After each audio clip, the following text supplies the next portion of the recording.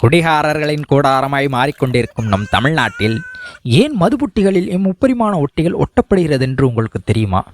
இம்முப்பரிமாண ஒட்டிகள் polyester மற்றும் மிக மெல்லிய உலோக படலத்தால் ஆனது. நமக்கு தேவையான தகவல்களை இதற்கென தனித்துவமாக உள்ள புடைப்புறு அச்சுப்பொறிகளில் அச்சடிக்கும் பொழுது அந்த மெல்லிய உலோக படலத்தில் நம் தகவல்கள் மிக நுண்ணிய மேடு பள்ளங்களாக உருவாகும். இந்நுண்ணிய மேடு பள்ளங்களில் ஒளி படும் பொழுது விளிம்பு விளைவின் காரணமாக ஒளியில் உள்ள வெவ்வேறு அலைநீளம் கொண்ட நிறங்கள் தனித்தனியாக பிரிக்கப்படுகின்றன. அதனால்தான் இதில் வண்ணங்களும் தெரிகிறது. இம்முப்பரிமாண ஒட்டிகள் ஒவ்வொன்றும் தனித்தனி குறியீட்டு எண்ணை கொண்டிருக்கும். மற்றும் இந்த ஒட்டியை ஒரு முறை ஒட்டி எடுத்தால் ஒட்டியின் சில பகுதி அதிலேயே ஒட்டி இருக்கும்.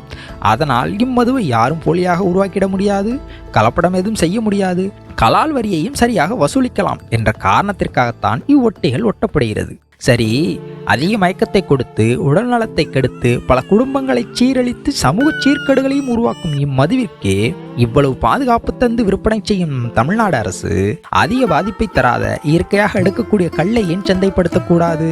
அக்கல்லில் கலப்படம் ஏதும் செய்யாமல் இருக்க இதுபோன்ற முப்பரிமாண ஒட்டிகளை ஏன் ஒட்டக்கூடாது?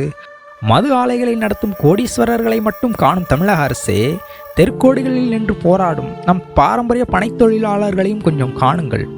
போதைக்கு அடிமையானவரை திருத்த நினைப்பதும் நீரில் மூழ்கியவரை தீப்பந்தம் கொண்டு தேடுவதும் ஒன்றுதான் என்கிறது திருக்குறள். ஆகையால் அளவுக்கு மீறினால் அமிர்தமும் நஞ்சுதான்.